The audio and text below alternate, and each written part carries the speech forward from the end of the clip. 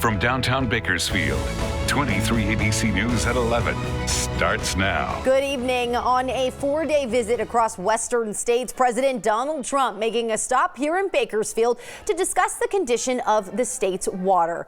23 ABC's Imani Stevens joins us tonight in studio with a full breakdown of President Donald Trump's visit to the western states, including his stop right here in town. Imani? Just President Donald Trump making quite a few stops in the last few days, and his stop right here in Bakersfield is one that attracted thousands of people out today. Hello to Bakersfield. I've heard a lot about Bakersfield. President Donald Trump took the stage in a hangar at Bakersfield Airport. A part of the president's 4-day visit to several western states. Thousands showing up on the streets surrounding the airport, hoping to get a glimpse of the president. I have no doubt that whatever he says is going to be good for Bakersfield. Among supporters, there were protesters against the president's visit to the valley. He's supposed to be here speaking with the farmers of Bakersfield. He needs to be out there speaking with the farm workers of Bakersfield, you know? They're the people that are doing a lot for our country, you know? In the roughly 40-minute address, the president spoke about water concerns. You'd have more water than you knew what to do. You wouldn't have to be rationing water. And it's just absolutely insane. So hopefully the governor will get his act together and he'll get this done. The president signed a memorandum to continue to improve access to water for California's farmers, ranchers, agriculture producers, and rural communities in the Central Valley and across California. The resulting miscalculation and misallocation of water help turn natural droughts into man-made catastrophes. I mean, it's really a catastrophe when you think. But in President Trump's remarks, he commented on Democratic presidential candidates. I heard that Mini Mike hates the farmer. Long before we learned about his hatred of the farmer, disrespect of the farmer. So I don't know. I don't think he's going to be the candidate anyway, to be honest with you. We'll have to start working on Crazy Bernie pretty soon. Referring to Democratic candidate Mike Bloomberg and Senator Bernie Sanders, but also the president hinted at a change of representation in the House. Kevin McCarthy.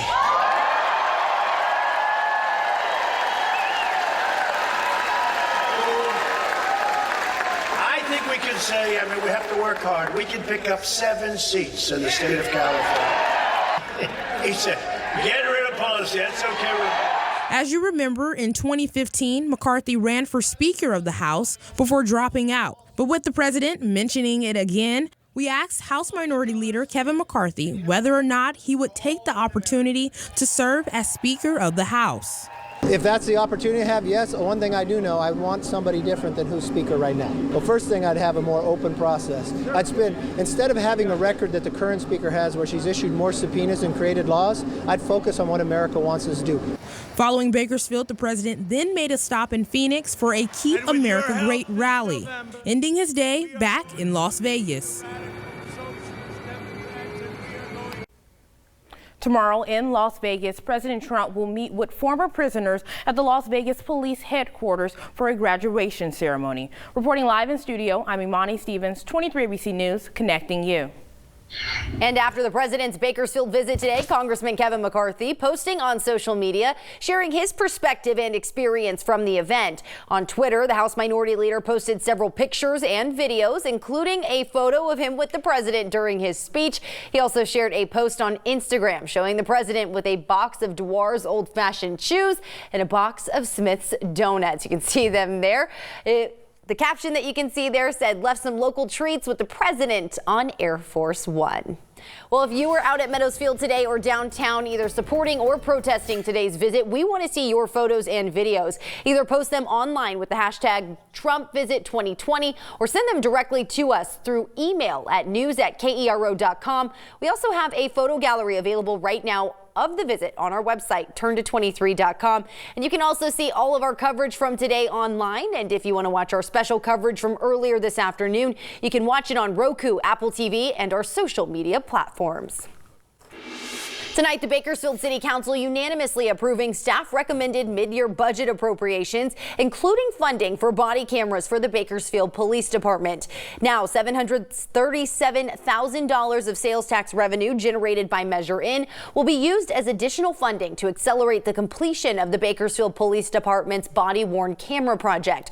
The new allocation will allow another 215 cameras to be deployed by spring 2020, outfitting the entire department. It will also cover the cost of adding 2 additional police property and equipment specialist positions. The Bakersfield City Council also approved mid-year budget appropriations for the new city and county homeless shelters during tonight's City Council meeting. The funding for the appropriations also coming from the $5.4 million raised in sales tax revenue from Measure In.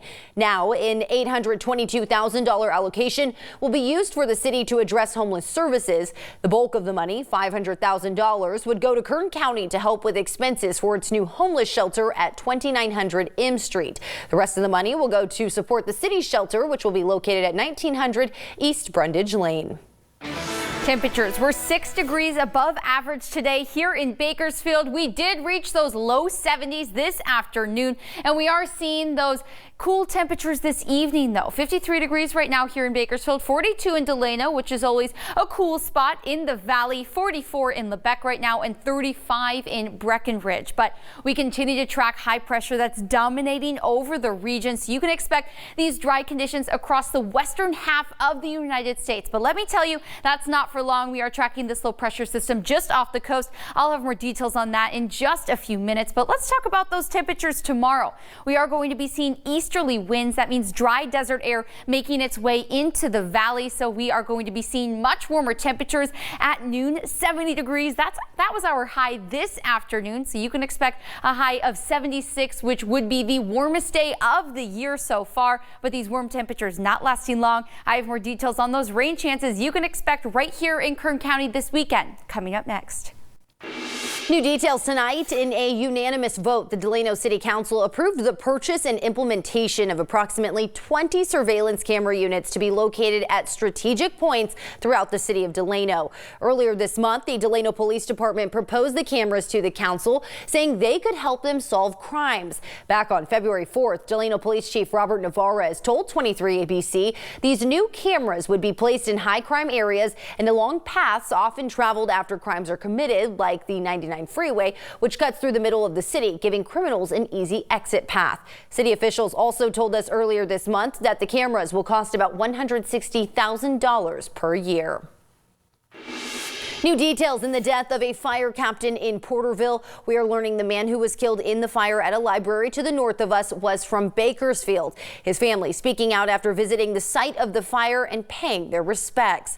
Now, as we reported last night, the fire broke out around 4 in the afternoon at the Porterville City Library. The fire claimed the life of one firefighter, and unconfirmed reports say another firefighter is still unaccounted for.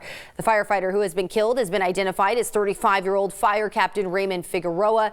According to friends and colleagues of Figueroa, he graduated from Delano High School and recently moved back to Bakersfield.